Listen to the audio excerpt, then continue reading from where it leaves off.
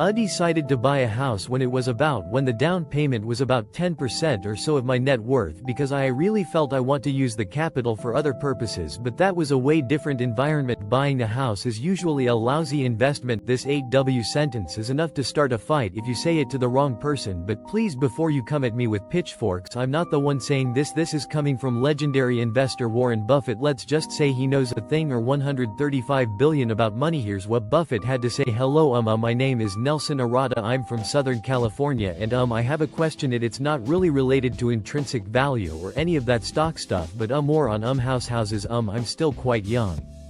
I don't have a house yet and I'm thinking about buying a house someday soon, and in order to do that I'm going to have to put a down payment which means I might have to share or sell my shares and I was wondering if you can provide some insight on when is the best time to buy a house and how much down payment you should be putting down in relation to interest rates and also in relation to available cash and the stock market. Well, Charlie's going to give you an answer to that in a second. I'll just relate one story, which was when I got married. We did have about $10,000 starting off, and I told Susie, I said, now you know there's two choices, it's up to you. We can either buy a house which will use up all my capital and clean me out and it'll be like a carpenter who's had his tools taken away from him, or you can let me work on this and someday, who knows, maybe I'll even buy a little bit larger house that would otherwise be the case. So she was very understanding on that point, and we waited until 1956. We got married 1952, and I decided to buy a house when the down payment was about 10% or so of my net worth because I really felt I wanted to use the capital for other purposes, but that was a way different environment in terms of what was available to buy. In effect, if you have the house you want to buy, I definitely believe in just going out and probably getting the job done, but in effect you're probably making something in the area of a 7 or 8% investment implicitly when you do it.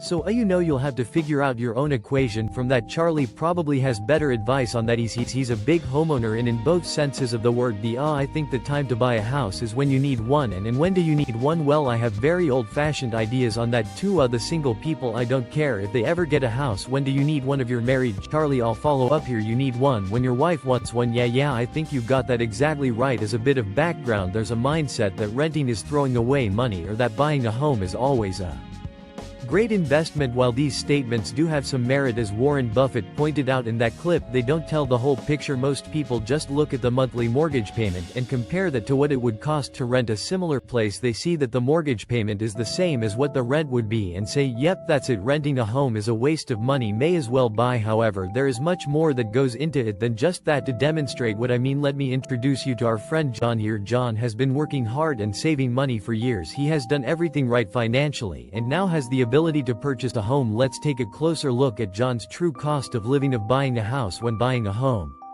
The first thing you have to consider is the down payment. In the US, there are some companies and government programs that offer low or even no money down mortgage options. However, these types of mortgages are generally considered relatively risky. Just look at the wave of foreclosures that happened during the Great Financial Crisis. These foreclosures skewed heavily towards individuals and families that bought at the peak of the market with little or no down payment. That is why it is highly recommended that home buyers have at least a 10 to 20% down payment when purchasing a home. Now you also have to consider your mortgage interest rate. This is how much you have to pay a lender to be able to borrow the money needed to finance a house purchase. The current interest rate on a 30-year mortgage in the US is approximately 7%, making it the most costly time to borrow money to buy a house in roughly 2 decades. Now the math gets a little complicated, but for simplicity, at a 7% interest rate, approximately 7% of your loan balance is getting paid to the bank in the form of interest every year. As you're about to see, the interest number can really add up over the life of a mortgage. Third is private mortgage insurance, or PMI for short, for borrowers with less than 20% down payments. Lenders typically require PMI. This is essentially an insurance policy that protects the lender in the event the borrower stops making payments. PMI can add a few hundred to the monthly mortgage payment depending on the loan balance.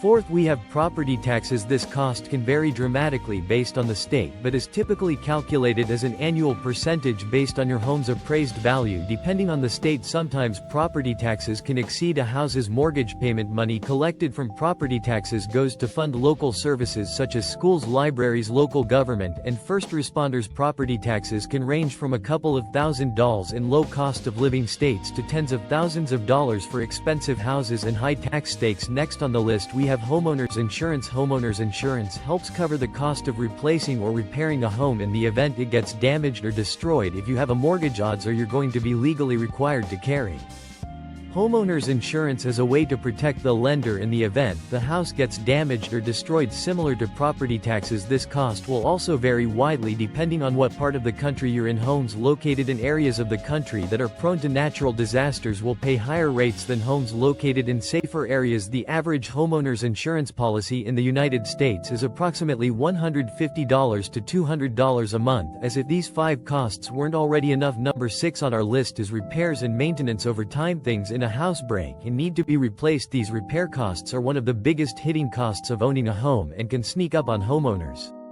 Repair costs can range from a few hundred for a plumber to repair a leaky pipe to $10,000 to replace the HVAC system to over $115,000 to get a new roof put on. As a rough rule of thumb, it is recommended to budget 1 to 2% of the home value each year to account for these costs. Now let's see how all these costs apply to our friend John here. For the sake of this example, let's say the typical house in John's area is selling for $500,000. If John wants to have a 20% down payment, he will have to come out of pocket $100,000. That means John will have to borrow the remaining $400,000 in the form of a mortgage to purchase the house at a 7% interest rate on a 30-year mortgage. John's monthly payment would be $2,661. John put 20% down, so he isn't required to pay PMI. We can put 0 for that cost item. As a homeowner, John is also going to have property taxes. Assuming annual property taxes of 1.2% of the home's value, that comes out to $6,000 a year or $500 a month. Next up is homeowners insurance, and let's pencil that in at $200 a month. A maintenance. If John sets aside 1% of the property's value each year to account for repairs, that's another $5,000 a year or about $417 a month. This brings John's total cash out of pocket cost to $3,778 a month, with $100,000 down on a $500,000 house. The costs associated with home ownership don't stop there. There's an often overlooked cost associated with buying a home that most people make the huge mistake of ignoring. In fact, this cost is the exact reason why Warren Buffett delayed buying a house until his net worth was a whopping 10 times larger than the down payment on his eventual home purchase.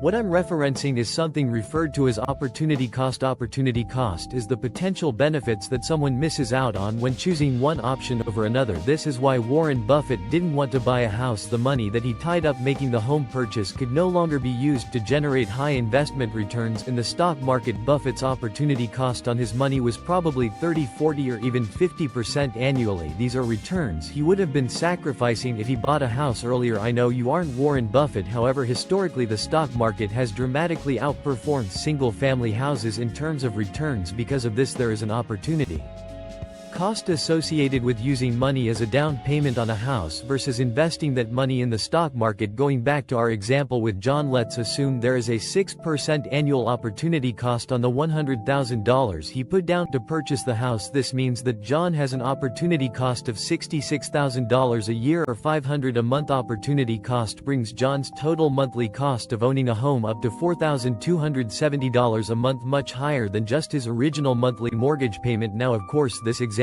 here is rough math. There are probably some costs or benefits that we are missing. However, it does demonstrate the point that from a purely financial standpoint, owning a home is much more costly than most people realize. Compare that to renting. When you rent, calculating your monthly cost is super simple. It is whatever the rent amount is, and that's pretty much it. At least in the US, renters typically aren't responsible for things like property taxes, maintenance, or homeowners insurance. Right now is the cheapest it's ever been to rent compared to buying a home. As an example, look at this neighborhood in Indianapolis, Indiana. Homes in this neighborhood are selling for $500,000, which, as we talked about earlier, which cost around $4,300 a month to own. These same types of homes can be rented for anywhere from $1,700 to $2,300, literally right down the street. While this is just one neighborhood in one city, this trend is true throughout the country. In fact, there are only 4 US cities where it is cheaper to buy than to rent. Just to show you how wild things are right now, let's take a look at this graphic dating back to 1970. It has never been this much more expensive to buy versus rent, and as you can see, it's not even close. So now that we have established that buying a home isn't necessarily cheaper than renting when factoring all the hidden costs, I want to get to the core of why Buffett says buying a house can be a subpar investment. Let's go back to our friend John from earlier. Let's say John lives in his house for 10 years. After those almost 10 years of making monthly mortgage payments, his loan balance will have been reduced to $34,325 in calculating John's financial return.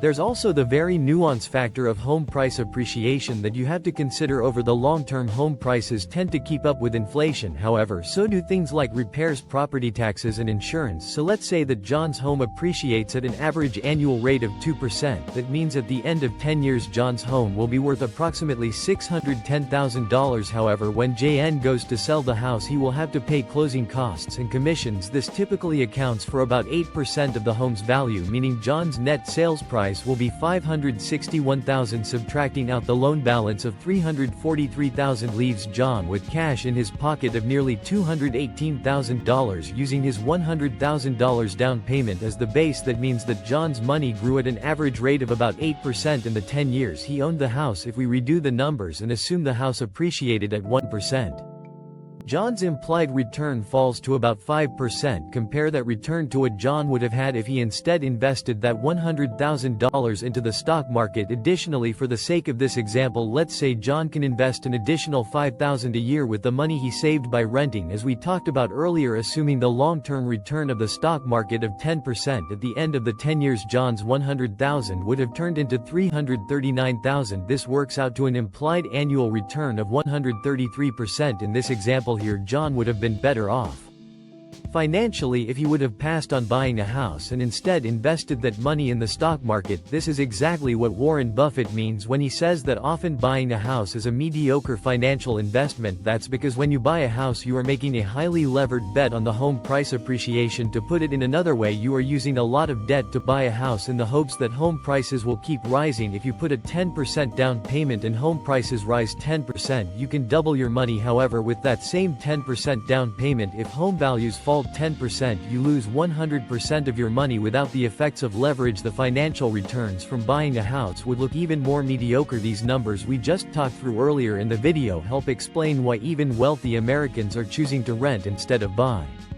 Now we have spent this video talking about the financial returns from buying a house. However, as Buffett mentioned earlier in the clip, there are countless non-financial reasons to buy a home. This video wouldn't be complete without providing that disclaimer. Many people and families get unmeasurable intangible value from owning their home. Even though Buffett considers the purchase of his own house a lousy financial investment, he has said on numerous occasions it was some of the best money he has ever spent, not because of the returns it generated but because of the memories it produced. So there we have it. Make sure to subscribe to the channel because it's my goal to make you a better investor by studying the world's greatest investors. Talk to you again soon.